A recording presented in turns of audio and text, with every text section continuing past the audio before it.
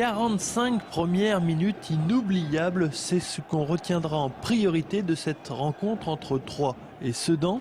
Une mi-temps qui vit les Troyens dominer comme jamais un adversaire. Cáceres allumait la première mèche à la 4e minute, mais sa frappe était beaucoup trop écrasée.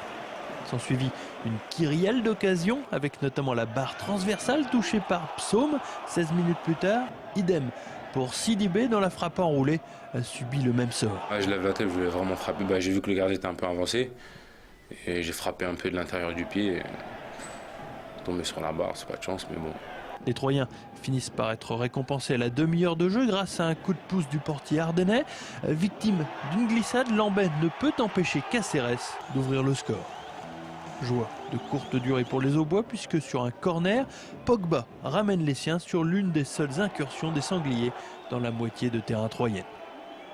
Troyes a quand même l'occasion de reprendre la main avant la mi-temps, mais Psaume ne cadre pas sa tête. Les deux équipes sont alors dos à dos à l'issue de cette première période d'une rare intensité. C'est vrai qu'on a eu les occasions, on n'a pas eu la réussite. C'est vrai qu'on a fait 2 barres, après on a eu des situations en première, on les a bien bousculées. On a fait un peu la même entame que Bastia, donc ça c'est positif. Malheureusement, les supporters troyens n'auront pas l'occasion de voir le même spectacle en seconde période. L'équipe de Jean-Marc Furlan accusant sans doute le coup physiquement. Elle en gardera tout de même sous le pied pour obtenir les meilleures occasions en fin de match, sans pour autant obtenir la victoire espérée. On a rééquilibré le groupe pour finir fort dans les 10 dernières minutes et que l'équipe était un peu mieux équilibrée.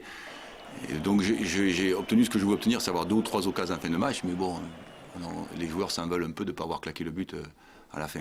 Voilà. Après ce derby, les Stacks demeurent invaincus à domicile et restent aussi sur une série de 5 matchs sans défaite avant la rencontre contre la Lanterne Rouge Mansell lundi prochain.